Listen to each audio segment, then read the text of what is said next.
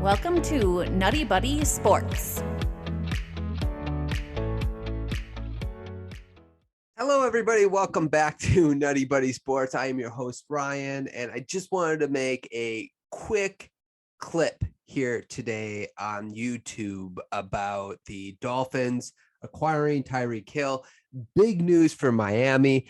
I didn't do a whole lot of free agency stuff because I was sick during most of it, but don't worry, there will be a podcast if you're interested in both the AFC and NFC teams, some of the moves they made, and how me and a couple guys have been feeling about them. But let's just focus on the Tyreek Hill to the Miami Dolphins transaction, because let me tell you what, it was so out of left field for everybody that it happened. And I just want to take it from both teams' perspective.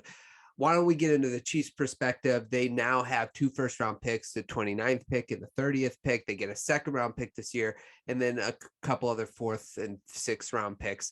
And for the most part, the Chiefs just, I guess, did what a lot of teams are doing now. If you're not able to re-sign or come to terms or agree upon a new deal with a stud player, 9 Pro Bowlers, I believe, have been traded already in the last month of the NFL. So with that being said, we're seeing a lot of player movement, much like basketball. So if you don't want to be on this team, basically, NFL owners or teams have been willing to trade these players to gain assets. And the Tyreek Hill brought in a lot of assets. And for me, I just like when I see the compensation that the Chiefs got versus someone like, I don't know, the Green Bay Packers.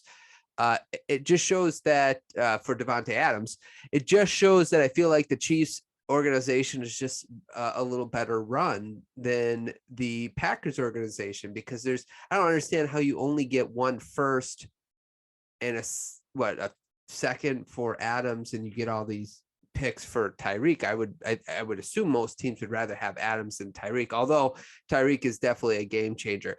I am curious what the Chiefs are going to do moving forward, though, because now it kind of leaves a huge hole in that team.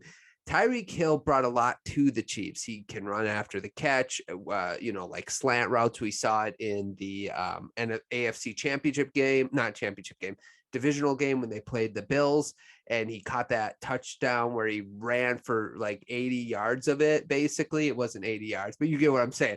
The point is he's explosive. He spreads the field, so to speak, for the Chiefs offense. And that is going to be a big missing piece for Patrick Mahomes and the Kansas City Chiefs. I wonder how they'll rebound. A couple ways they can do that, I guess, is Odell, but Odell won't be healthy until November.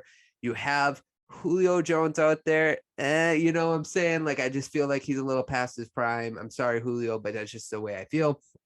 And there's Will Fuller, who I think is still not signed, which he can be sort of like a speedster, 80% of what Tyreek does as far as spreading the field. He's nowhere near the player Tyreek is, but as far as being one of those guys who can stretch the field for the Chiefs, I imagine that they'll use 1 or both first-round picks on wide receivers, because they only sign Juju Smith-Schuster for 1 year. So you need to replenish that wide receiving core. So we'll see what happens with the Chiefs. Overall, I'm not a big fan. I think for me personally, I've always said draft picks are a little overrated because a lot of them end up in bust anyway. So I like the amount of assets they got, like the compensations they got for Tyreek Hill. But I think if you asked the Chiefs and you could be like, true serum them, they'd probably just rather have Tyreek Hill than a bunch of picks that they might be able to replace Tyreek Hill. Who knows, though? They've proven to be a very good organization, and moving forward, they'll probably get a guy that will adequately replace them, or 2 guys that can do a little bit of both of what Tyreek brings to the table. Now let's take it from the Miami Dolphins perspective. As a huge Dolphin fan, been since I've been 9 years old, I will tell you I am excited about this for them, and I'm also a little nervous. Tyreek Hill is going to add something to any offense that no other player can because he's just so dynamic in his quickness and speed and his gears. He just has a gear that I just don't think most wide receivers have. The problem is, I think for him being on the Dolphins is I don't know if the quarterback on the Miami Dolphins can really utilize every skill set that Tyreek has. Like there's obviously going to be bubble screens, catch and runs, that sort of stuff that Tua can do because he is a pretty accurate quarterback, especially going into his first read. The trouble is the second the second part of what makes Tyreek so special is his burn, like that he can just like fly by anyone. So corners can't press him. So it opens up so much of his skill set because corners can't press him. Now, what if you don't have a quarterback that can throw the ball that deep? And that's what we're dealing with here. So our corner is now going to be able to press him a little bit because Tua can't throw the ball more than 40 yards downfield.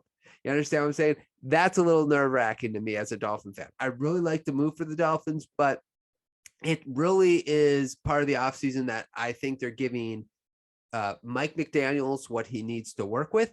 But also, I really feel like they are setting up Tua to succeed. So if Tua fails, it's on Tua with Armstead and the other signings, Mostert, Edmonds, Cedric Wilson. This is a fast team.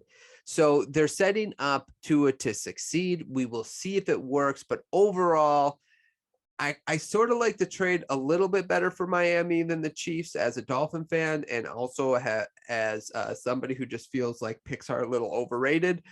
But at the same time, if the Chiefs couldn't come to terms with Tyreek Hill and they had to get rid of him, I think they got a good package for Tyreek. I think maybe they would have rather preferred a wide receiver.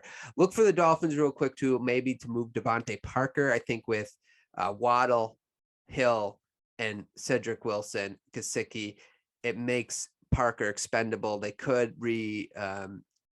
get one of their picks back, like a 3rd round pick from a team or a 4th round pick for Devontae Parker. So that's all I got for this trade. I think it was huge. It was a surprise. What a crazy offseason so far. If you haven't yet, please subscribe to the channel. I just talk about NFL and basketball stuff. I just recorded a podcast with a couple of my friends. We talked about basically all the teams and free agency and sort of free agent moves that we were more interested in the divisions. Look out for that on our podcast, NuttieBuddie Sports. Thanks so much for listening. We'll talk to you guys soon. And have a wonderful day.